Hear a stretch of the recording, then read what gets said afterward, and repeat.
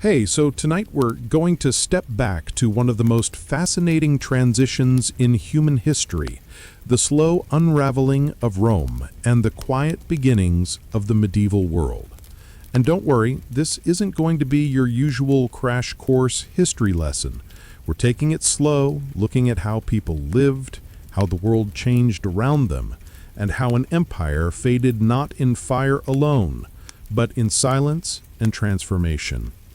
Oh, and if you're enjoying these journeys through time, I'd really appreciate a like or subscribe, and let me know in the comments where you're listening from and what time it is there. It always amazes me how people drift off to sleep with these stories from every corner of the world. Now, take a deep, slow breath, find that comfortable spot, let your body relax a little deeper into whatever you're lying on, and allow your mind to wander.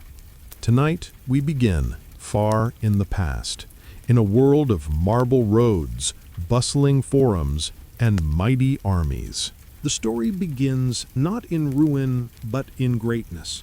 For to understand the slow fall of a vast civilization, one must first imagine the immense weight of what stood before the decline began. At the height of its power, the empire stretched across continents, binding together peoples of countless languages, traditions, and landscapes. From the wind-swept coasts of the Atlantic to the shimmering deserts of the East, from the forests of the North to the fertile plains of the South, its borders encompassed nearly the known world. To live within this empire was, in many ways, to feel that history had reached its summit. Roads stretched like veins, carrying the pulse of commerce and communication to every corner. Aqueducts carried clean water across valleys and mountains, flowing into cities where fountains sparkled in courtyards. Massive amphitheaters stood as monuments to human ambition, their stone arches seeming to promise permanence. Markets brimmed with goods from distant lands, spices from the east, silks from beyond deserts, glass and pottery, olive oil and wine, grain to feed the millions who lived beneath the shadow of its eagle standards. It was a world that appeared, to those who inhabited it, eternal. Order and law were enforced by legions who marched in disciplined lines, carrying with them not just weapons, but the sense that the empire itself was unbreakable. To stand on a stone-paved road, lined with milestones that measured distance back to the great capital, was to feel that all paths converged upon the heart of the world. To look upon the city itself, with its marble temples, colossal statues, bustling forums, and the constant hum of commerce, was to believe that nothing could shake its foundations. And yet, beneath this appearance of stability, the seeds of change were already being sown. History rarely announces its turning points with sudden clarity. More often, decline begins as a whisper, barely noticed in the moment, a series of small shifts that only later reveal their cumulative force. The empire in its grandeur contained within it contradictions, strains, and vulnerabilities that would, over centuries, bend its structures until they cracked.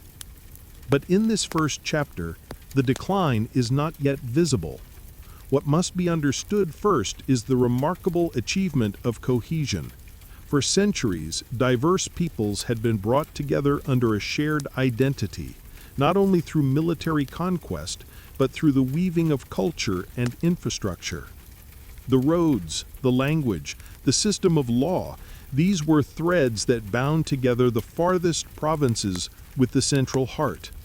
Soldiers stationed on the distant frontiers could still write letters in a script that would be understood by officials in the capital. Farmers in remote valleys could see their harvest shipped across seas to feed those who dwelled hundreds of miles away. Religion, too, was shifting, quietly reshaping the spiritual landscape of the empire.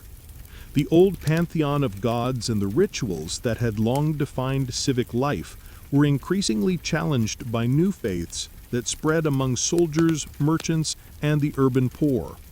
These movements, at first tolerated, then suppressed, and finally embraced, would play an enormous role in how the empire would endure its later storms. But in this moment of height, such transformations were still ripples on the surface of a vast lake, their eventual consequences not yet apparent. One must imagine the rhythms of daily life. In the capital, senators debated in marble halls, while crowds gathered in forums to hear orators speak. In the provinces, garrisons guarded frontier walls, and farmers worked the land as they had for generations, though under the weight of taxes that grew heavier with the empire's needs. Ships sailed across the Mediterranean, their sails billowing, carrying cargoes that made distant lands feel intimately connected. For many, life was not one of dramatic upheaval, but of quiet continuity, anchored in traditions of family, work, and local community. And yet, even amid this seeming stability, there was an awareness of fragility. Along the frontiers, pressure mounted from peoples beyond the borders. The forests and steppes beyond the empire were home to groups who did not share its structures and who were drawn both by its wealth and by the promise of its fertile lands. Traders and travelers carried back stories of raids, migrations, and shifting alliances beyond the imperial reach. To those at the center, such threats may have seemed distant, but to those living near the edges, they were immediate and pressing. The empire's economy, too, was vast, but not without cracks. Wealth flowed unevenly, with great estates accumulating riches while many farmers lived precariously. Slavery, a foundation of its labor system, created both prosperity and dependency, shaping the social order in ways that would become harder to sustain. The reliance on constant expansion to fuel economic growth had slowed, for the frontiers were now vast and difficult to extend further. Without new lands to conquer and new wealth to absorb, the system of taxation and tribute faced strains that would deepen with time. Still, none of this was yet collapse. In these centuries of strength, the empire projected an aura of permanence. Festivals honored traditions stretching back centuries. Writers recorded the glories of the past and the achievements of the present. Architects raised monuments intended to last for millennia. The empire's leaders, draped in symbols of authority, carried themselves as though the world they ruled would never fade. But the story of history is never still. What stands at its peak inevitably changes. For the empire, this meant that the grandeur of its height would gradually give way to the long, slow process of transformation. The fall would not be a sudden shattering, but a drawn-out decline filled with moments of resilience as well as of weakness, of adaptation as well as of loss. It is here, then, at this moment of greatness, that the narrative begins. To understand the fall, one must first walk through the grandeur of what was built. Imagine the roads stretching endlessly, the cities buzzing with life, the armies stationed on borders that seemed to stretch into infinity. Imagine the sense of pride felt by those who believed themselves citizens of the greatest order the world had ever seen.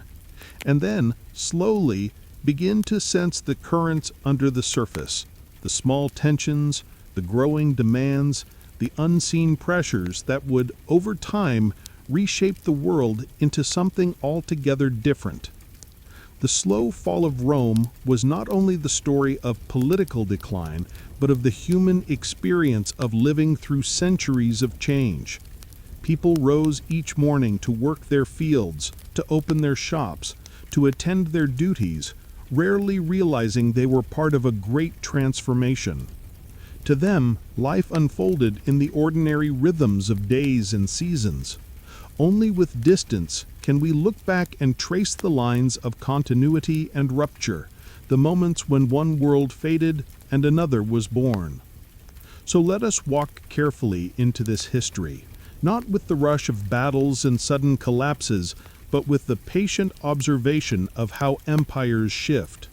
Let us move slowly, as though wandering down an ancient road, feeling the stones beneath our feet, listening to the echoes of lives once lived. In these echoes lies the story of how the greatest empire of antiquity began its long descent, and how from its fading light, the world of the Middle Ages began to emerge. To stand in the middle of the empire at its height was to believe that the world was ordered, unshakable, and eternal. And yet, as with all human constructions, the reality was far more fragile than it appeared.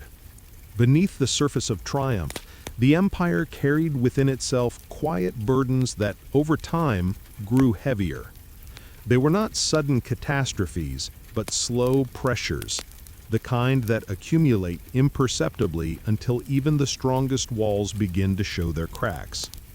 The economy, once fueled by expansion, began to falter.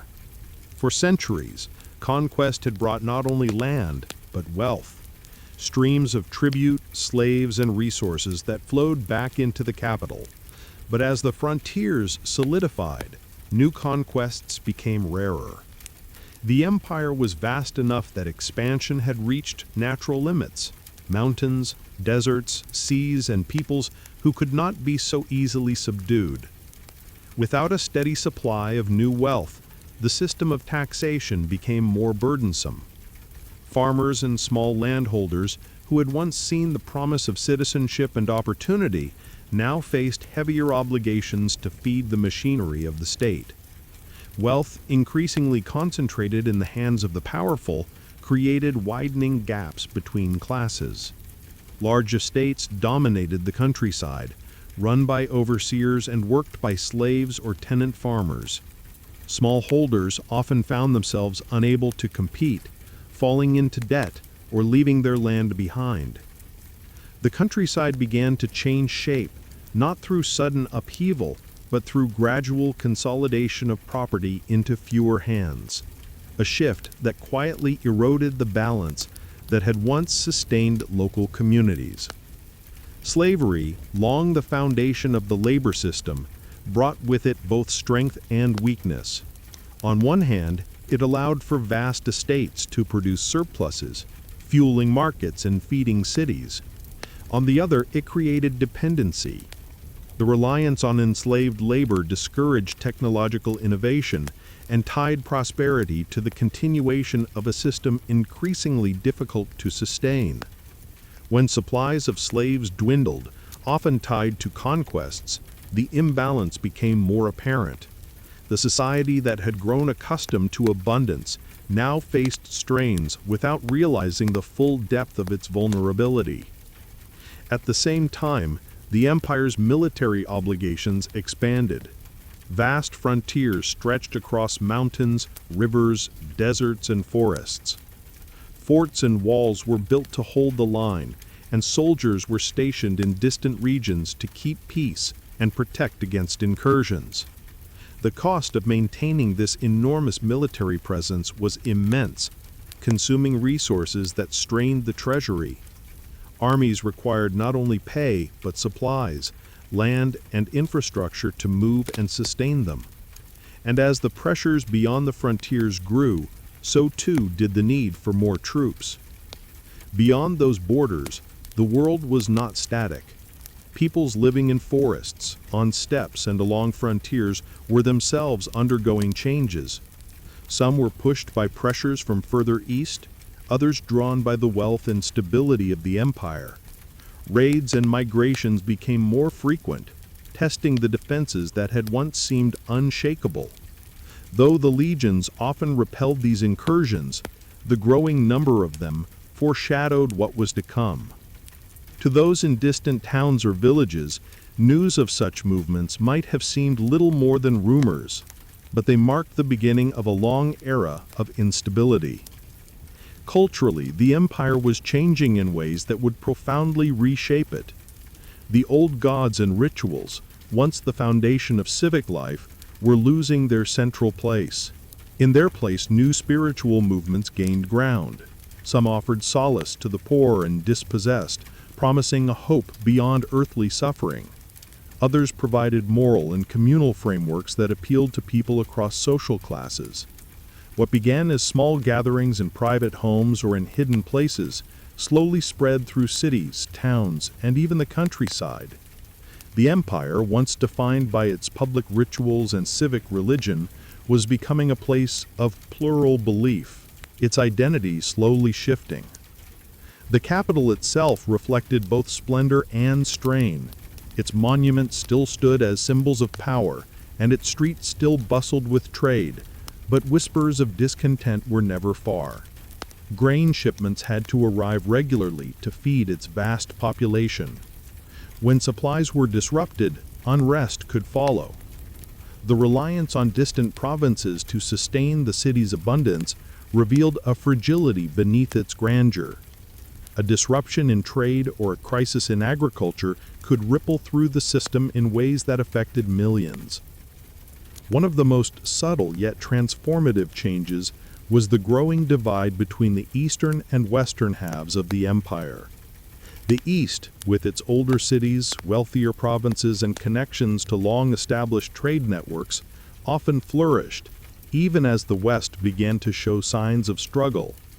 The great port cities of the East connected the empire to markets stretching deep into Asia and Africa, bringing in luxuries and wealth. Meanwhile, the West, with its reliance on agriculture and its vulnerability to frontier incursions, began to falter more quickly. Though united politically, the two halves were increasingly different in their experiences and capacities. Amid all this, life for the ordinary person went on in rhythms that seemed timeless. Farmers rose with the sun to tend their crops. Merchants opened their stalls in markets filled with chatter. Children played in the courtyards of cities where walls had stood for centuries. Soldiers kept watch from towers, scanning the horizon for signs of movement. For them, history unfolded not in terms of decline or resilience, but in the simple needs of food, shelter, and community. It is only in hindsight that we can see these daily lives as part of a larger transformation. The cracks, however, were real.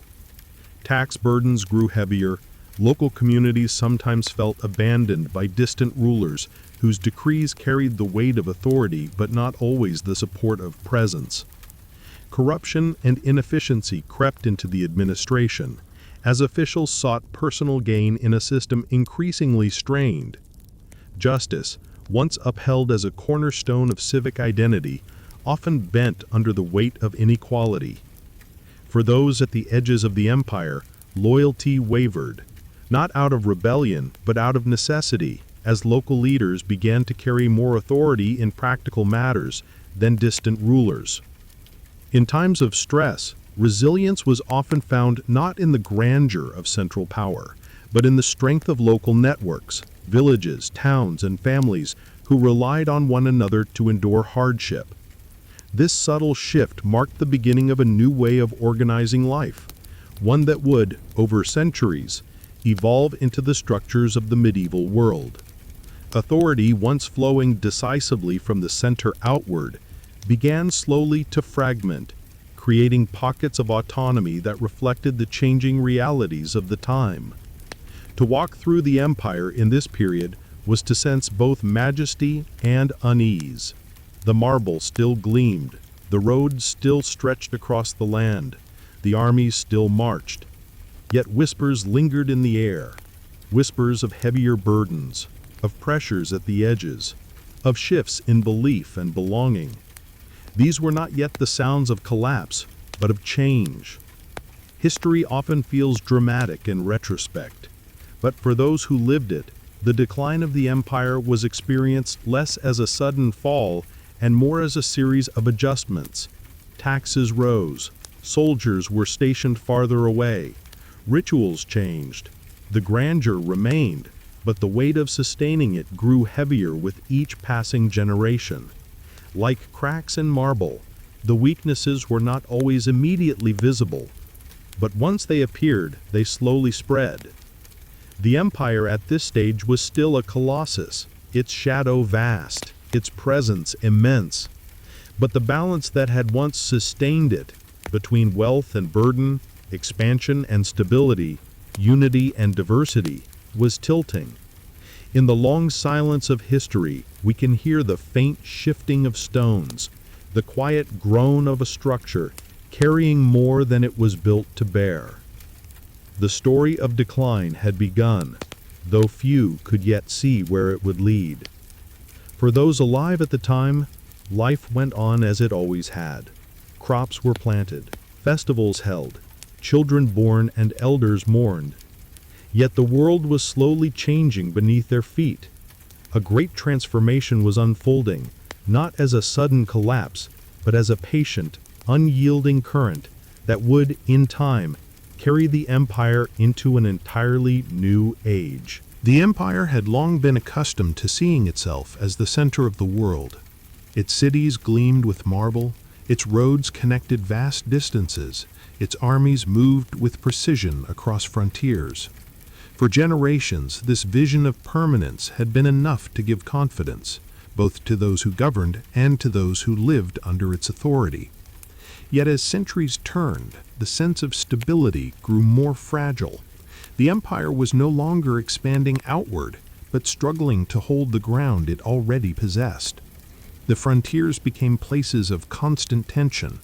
Beyond the walls and fortifications, new peoples were on the move. In forests and plains beyond the northern rivers, in steppes stretching endlessly eastward, entire communities shifted, pressed forward by forces of climate, scarcity, and conflict.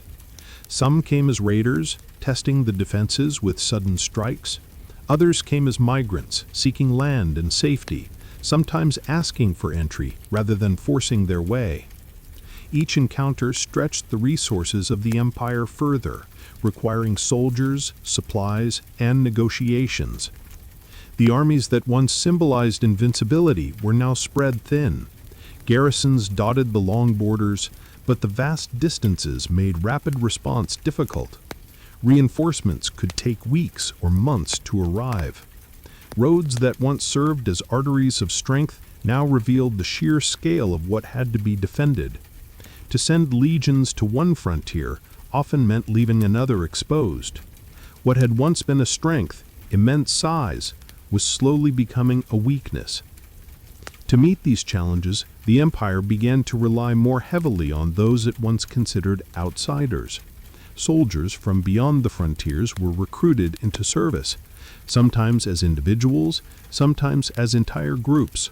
They fought bravely and often with skill, but their loyalties were divided. Some served faithfully for pay and land, while others held only loose ties to the empire they defended. This reliance on external peoples created both resilience and fragility. It filled immediate needs, but sowed uncertainty about the future. Within the empire, the burdens of supporting this military structure grew heavier. Taxes rose, not only on the wealthy, but also on small farmers and townsfolk who found themselves shouldering a weight they could scarcely bear.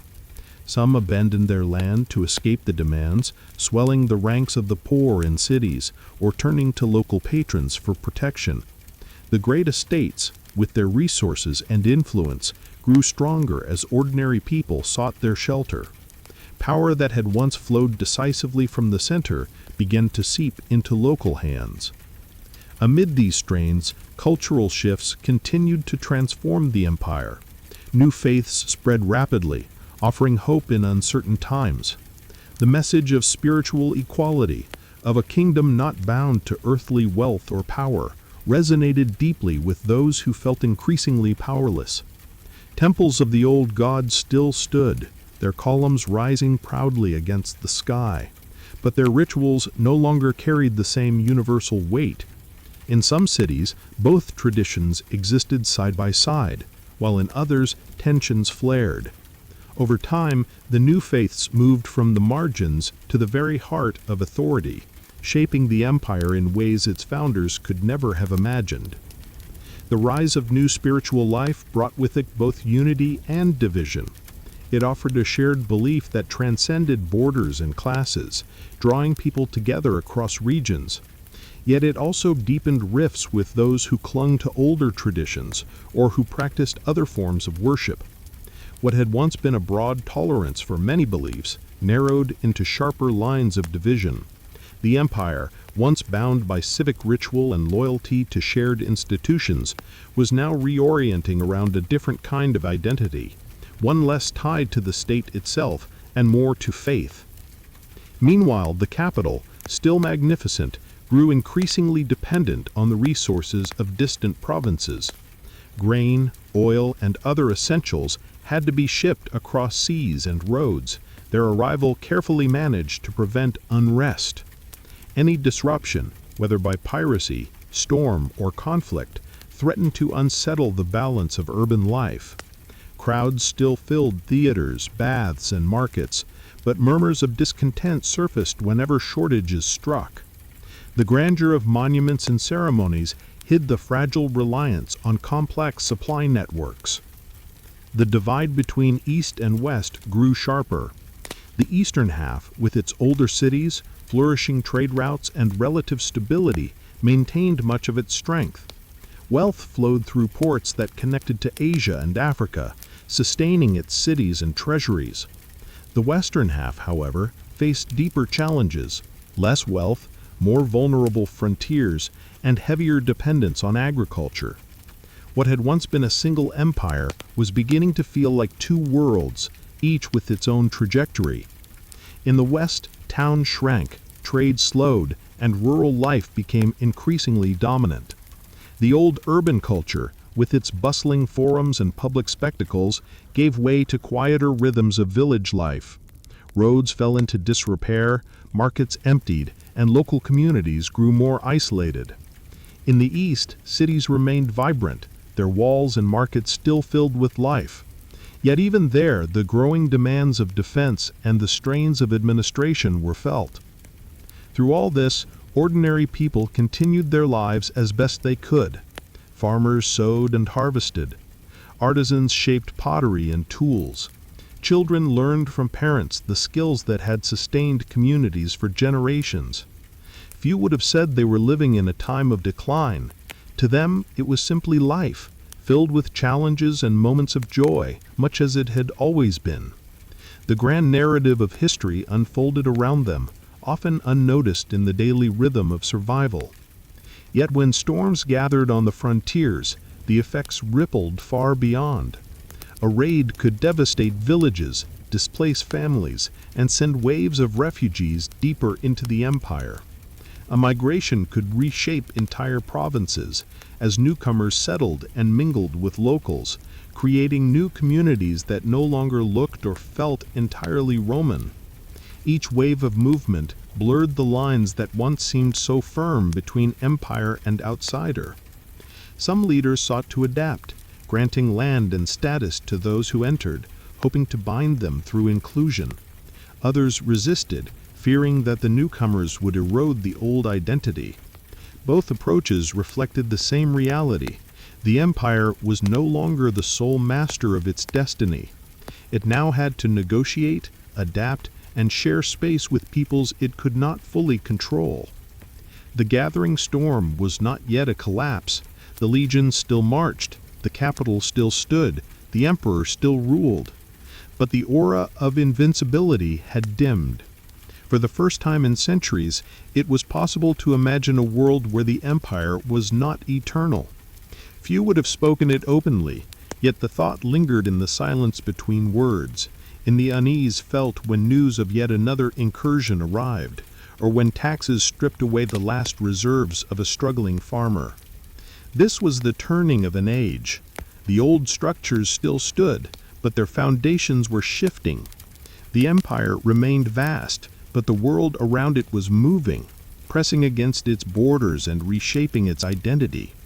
What had once seemed solid and permanent was beginning to feel fragile.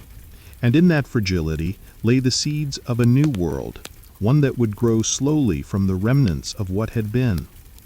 The story of the fall is not one of sudden destruction, but of storms gathering, pressures mounting, and lives adapting. In the quiet resilience of villages, in the migrations that crossed borders, in the shifting of faith and identity, the world was being transformed.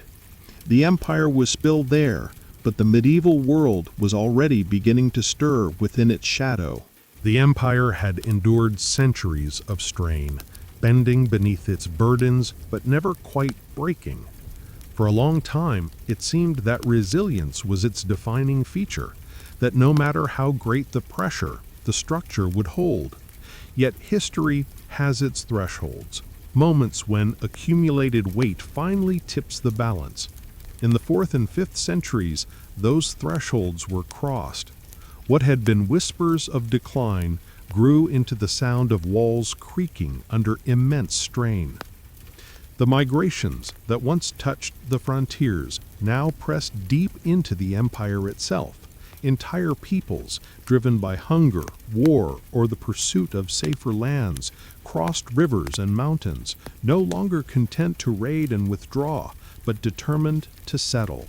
They came not only as warriors, but with families, animals, and belongings, bringing entire worlds with them. For the empire, accustomed to controlling movement across its borders, this was something new. The frontier lines, once carefully held by forts and legions, now blurred as outsiders became neighbors within imperial lands.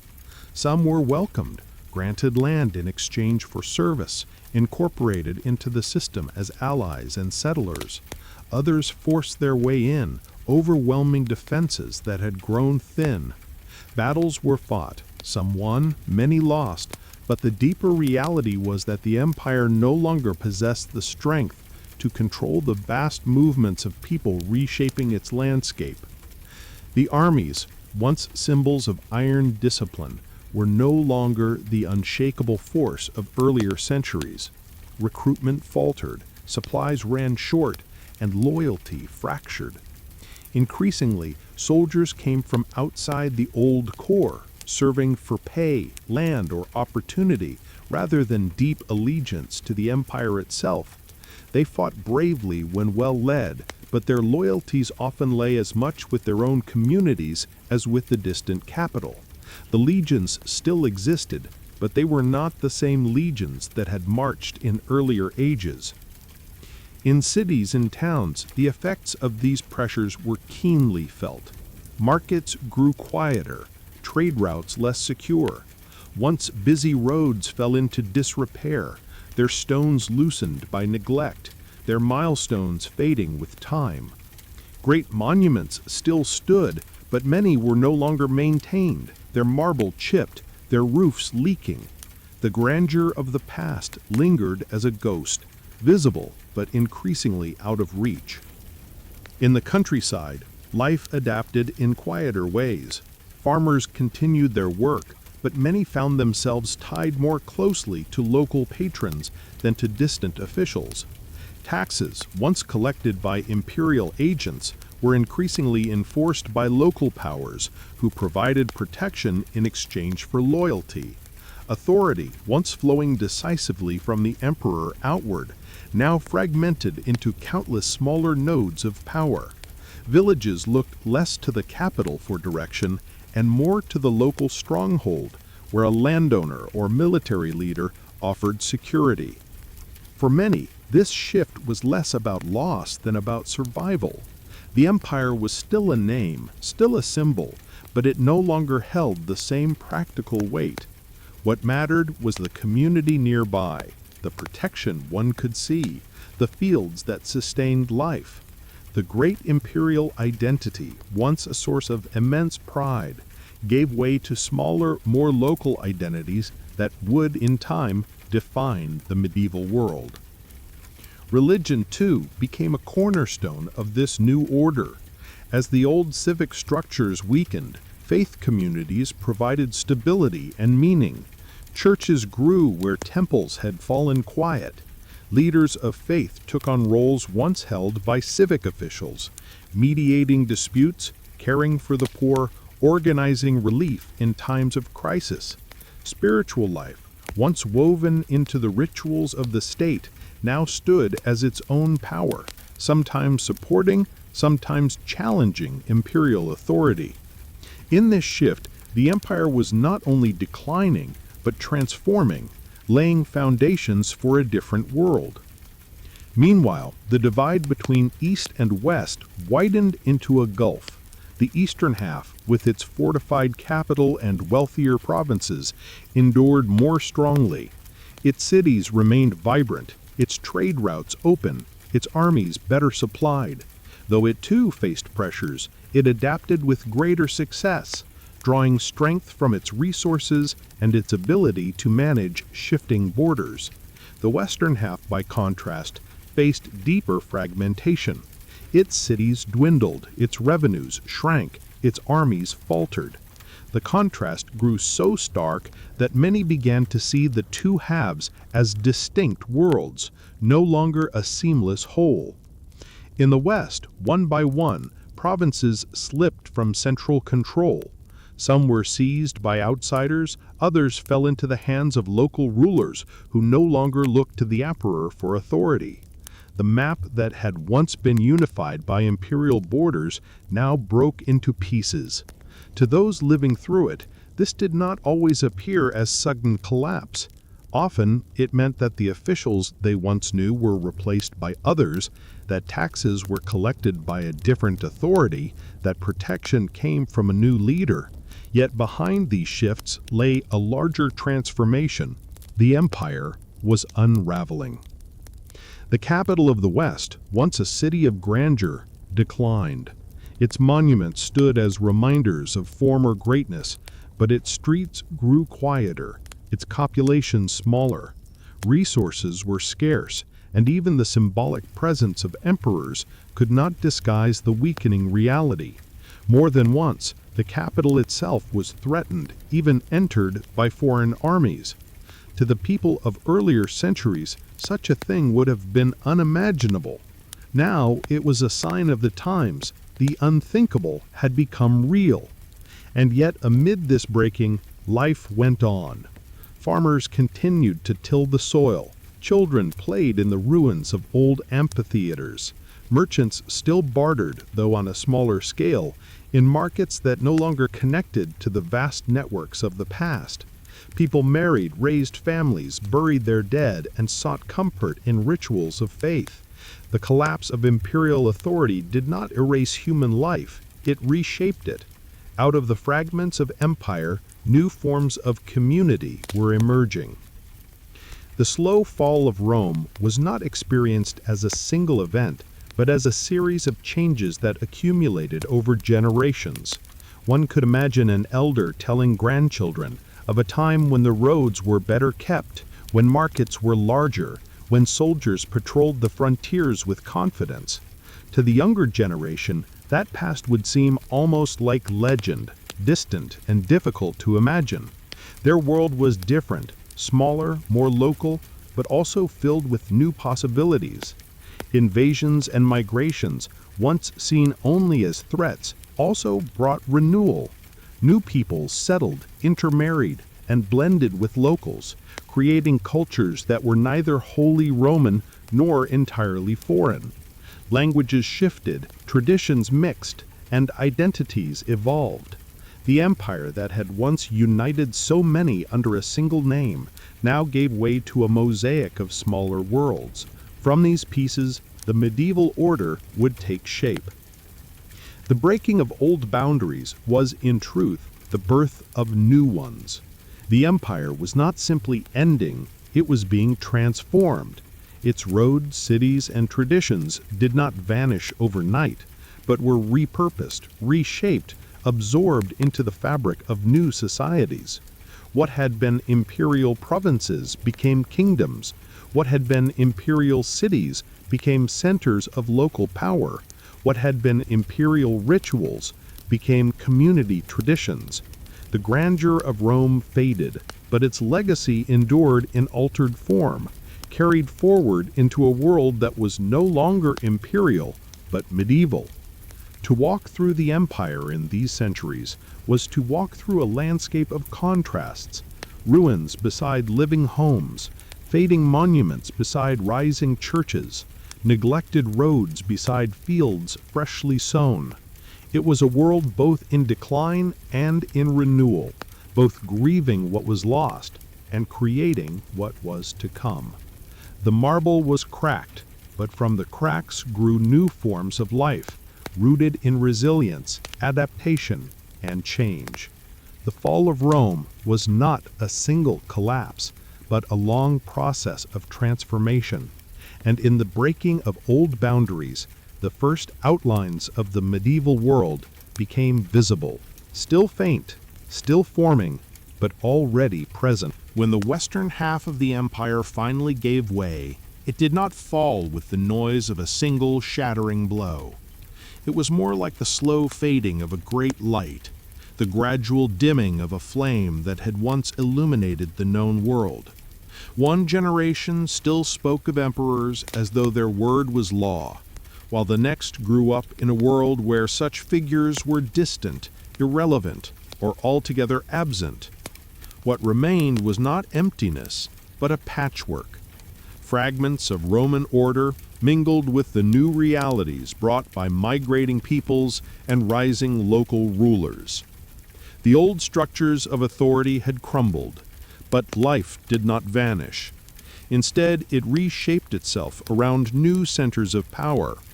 Kingdoms arose where provinces had once been. Leaders who had entered the empire as outsiders now claimed its lands as their own, building their legitimacy on both conquest and adaptation. In many places, they adopted the trappings of Rome, its titles, its laws, even its language, to lend weight to their rule. Yet they also brought with them their own traditions, blending them with what remained of the imperial past to create something distinct. This blending was not smooth. There were conflicts, tensions, and uncertainties. Yet out of them grew the outlines of medieval Europe, a world of local rulers, fortified settlements, and shifting allegiances. The vast unity of the empire was gone, replaced by a mosaic of smaller polities. Each looked inward for strength, bound together by loyalty, faith, and necessity, rather than by the distant authority of a capital. Cities that had once flourished under Roman order often shrank. Their walls still stood, their forums still recognizable, but many of their inhabitants moved to the countryside, drawn by the need for security and sustenance.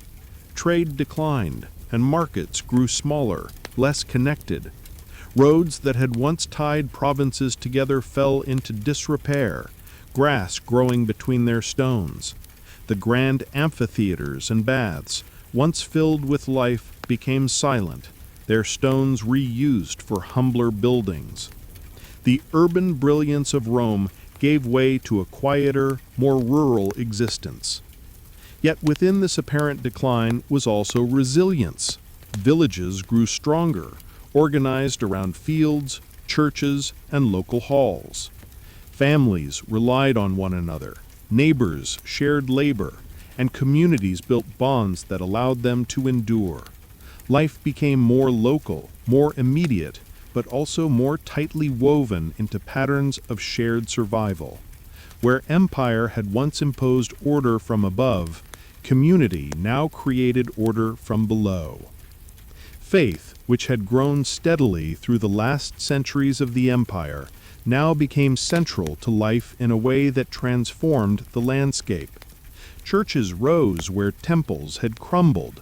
Monasteries appeared in remote valleys and on quiet hills, places of prayer and labor that would, in time, preserve learning and culture through centuries of uncertainty. Spiritual leaders became not only guides of belief, but pillars of community, mediating disputes, offering aid, and anchoring the rhythms of life. In the absence of imperial authority, faith became a unifying force across fragmented lands. For ordinary people, the changes were both dramatic and gradual. A farmer might notice fewer merchants passing along the old road, or that taxes were now collected by a local lord rather than an imperial official. A child might grow up hearing stories of emperors as though they belonged to another age, distant and half-legendary.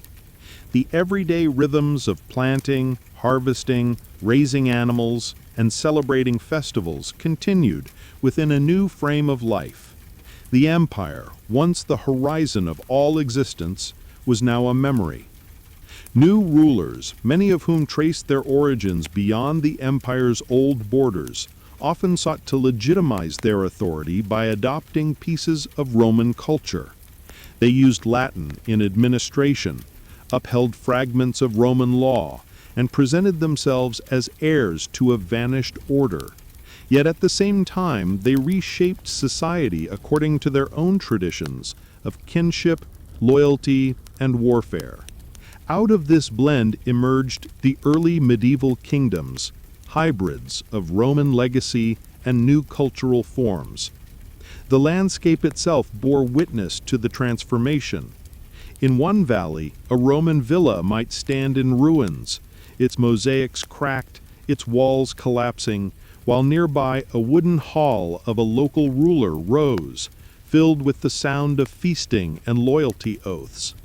In a city, the broken stones of a forum might be repurposed into the foundations of a church.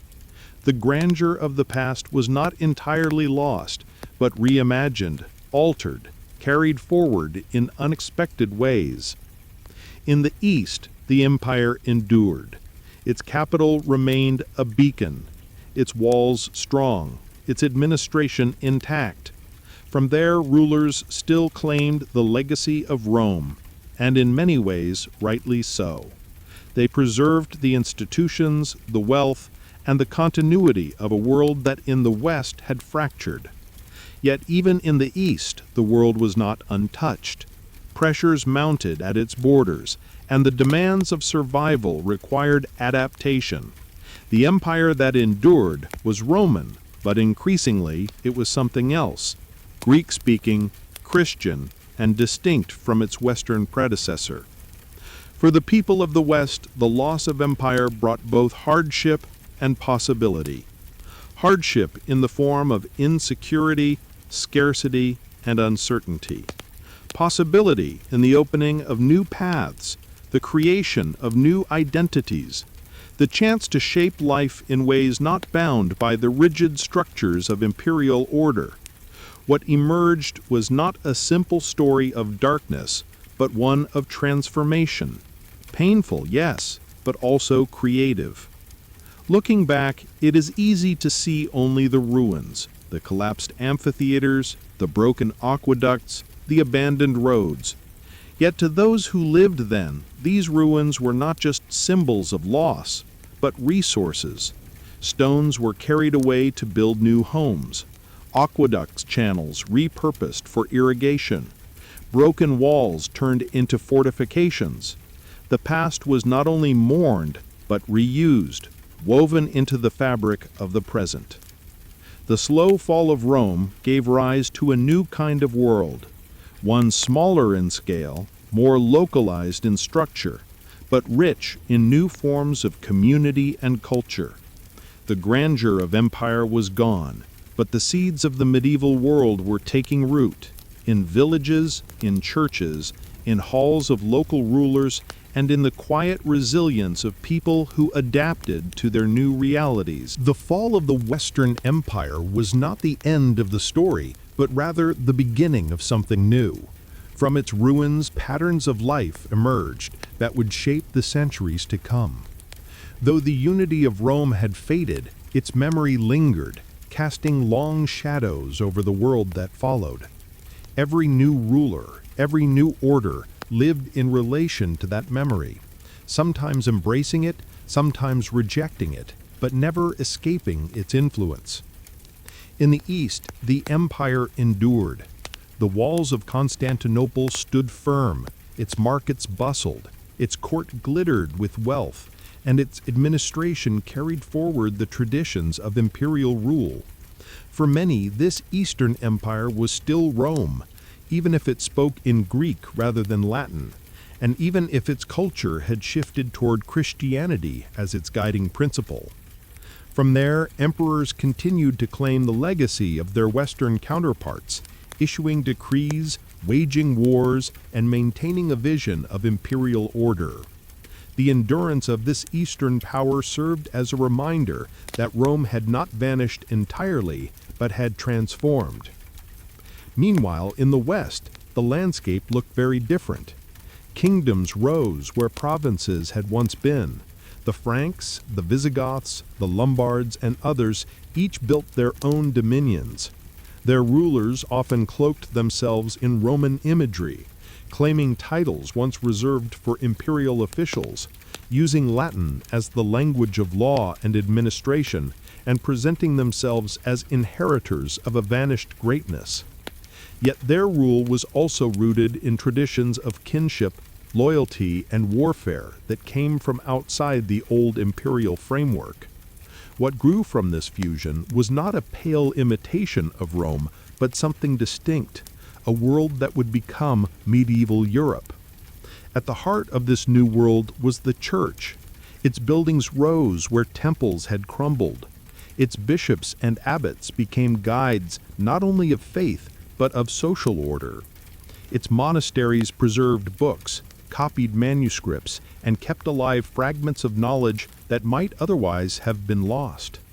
Faith gave shape to daily rhythms, to festivals and fasts, to the cycle of birth, life, and death.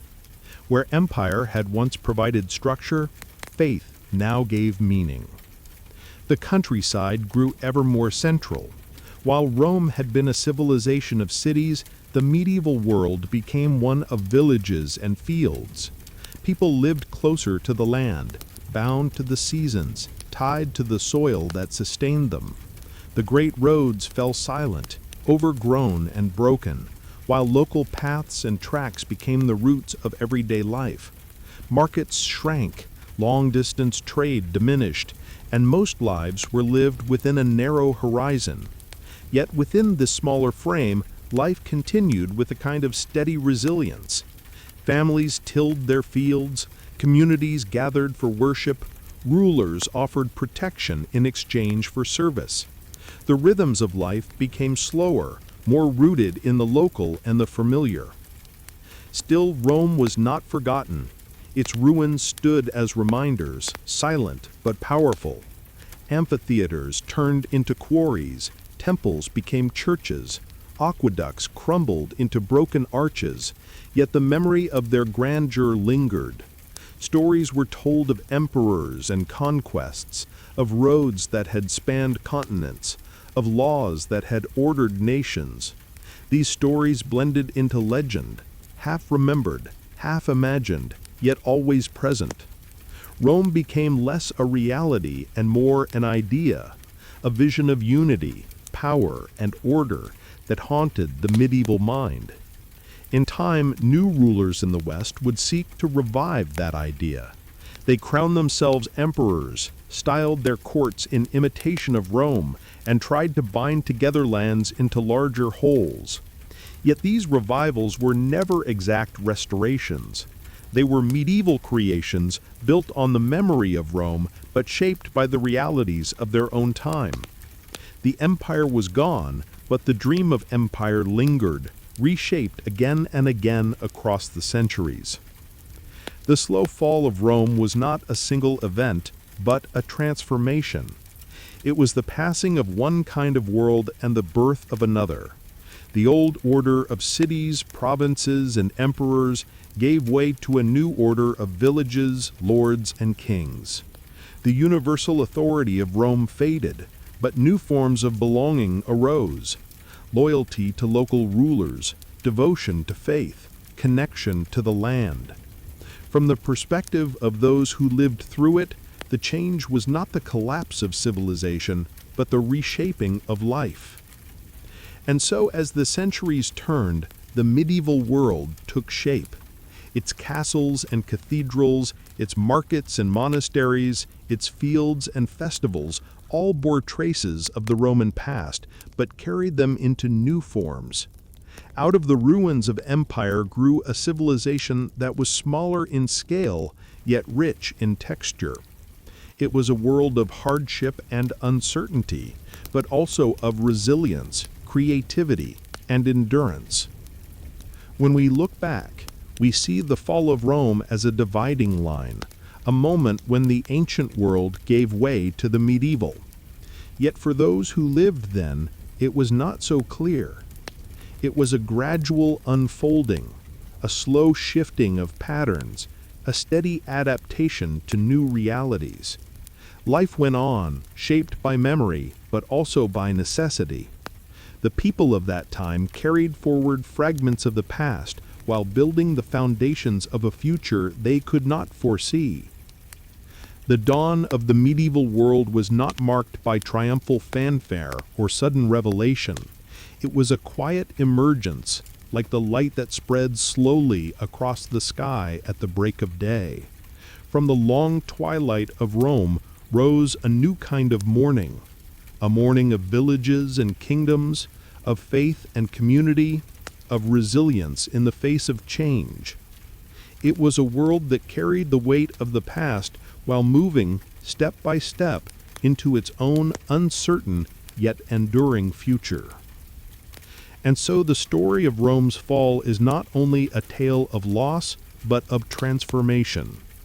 Out of its slow decline came a world that would endure for centuries, a world that was different, but no less human. The empire faded, but life continued. The medieval dawn broke, and in its light, a new chapter of history began.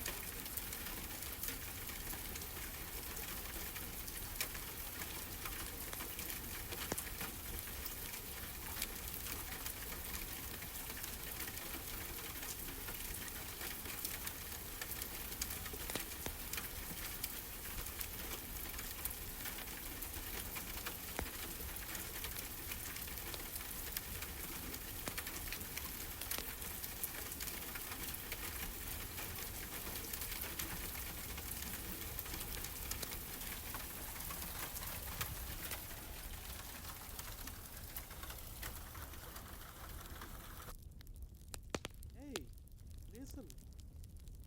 Good night. Have a sweet dream.